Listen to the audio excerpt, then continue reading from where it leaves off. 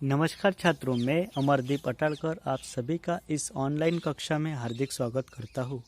छात्रों, भूगोल का हमारा 8वां पाठ चालू है जिसका नाम है प्राकृतिक संसाधन। छात्रों, यह चित्र देखो। इस चित्र में गधा माल ढोता हुआ आपको दिखाई दे रहा है। आपको मालूम है, प्राणियों का उपयोग मनुष्य विविध कार्यों के लिए करता है। घोड़ा, बैल, ऊंट, गधा जैसे प्राणियों का उपयोग मुख्य रूप से जोताई, यात्रा, माल ढुलाई आदि कार्यों के लिए किया जाता है। उसी प्रकार बकरी, गाय, भैंस इन सभी प्राणियों का उपयोग मुख्यतः दूध के लिए किया जाता है। आपको मालूम है, दूध हमारे स्वास्थ्य के लिए बहुत ही आवश्यक है।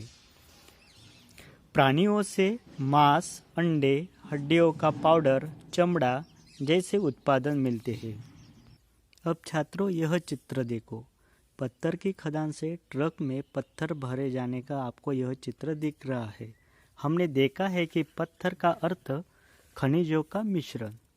आया क्या ध्यान में आपको? पत्थर यानी क्या? खनिजों का जो मिश्रण रहता है उसे हम क्या कहते हैं? पत्थर कहते हैं।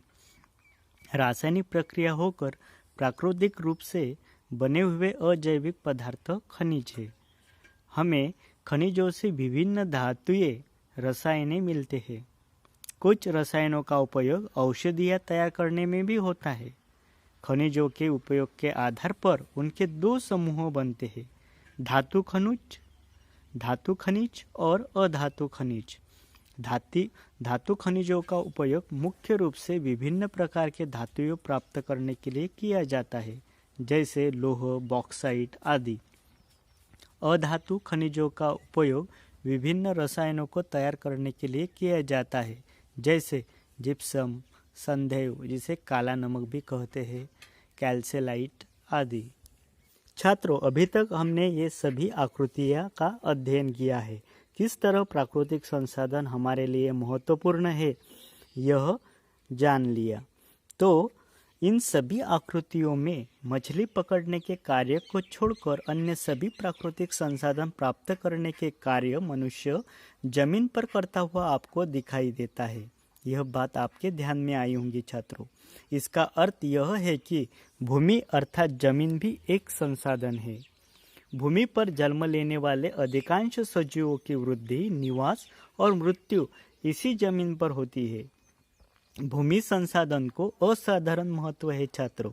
अंततः इस संसाधन का उपयोग उपरोक्त सभी चित्रों में दर्शाए गए उपयोगों के अतिरिक्त अचल संपत्ति के रूप में भी किया जाता है, जैसे जमीन का क्रय विक्रय, महत्वपूर्ण भूमि खरीदना, भवन निर्माण कार्य करना, व्यापार के लिए भूमि को उपयोग में लाना आदि मुद्दों का समावेश किया जाता है। भौगोलिक संरचना, मृदा, जलवायु, खनिज और जल की उपलब्धता के अनुसार भूमि का उपयोग विविध उद्देश्यों के लिए किया जाता है। छात्रों, आपको मालूम है, पृथ्वी पर भूपृष्ठ का अनुपात 29.20% है। भूपृष्ठ और जलवायु की विशेषताओं के अनुसार संसार के विभिन्न प्रदेशों में विविध प्रकार के सजीव न्यूनाधिक संख्या में पाए जाते हैं। मानव सहित सभी सजीवों का यह वितरण असमान होता है। भूपृष्ठ का चट्टानी स्वरूप, तीव्र ढलान, समतल मैदान, पर्वतीय प्रदेश, वनों से व्याप्त प्रदेश, नदी घाटियाँ जैसे विभिन्न भौगोलिक स्थितियों के साथ सभी सजीव समायोजन यानी समन्वय करते हुए जीवित रहते हैं। केवल मनुष्य अपनी आवश्यकता के अनुसार इन स्थितियों में परिवर्तन लाने का प्रयास करता है। प्राकृतिक संसाधन प्राकृतिक रूप से उपलब्ध रहते हैं।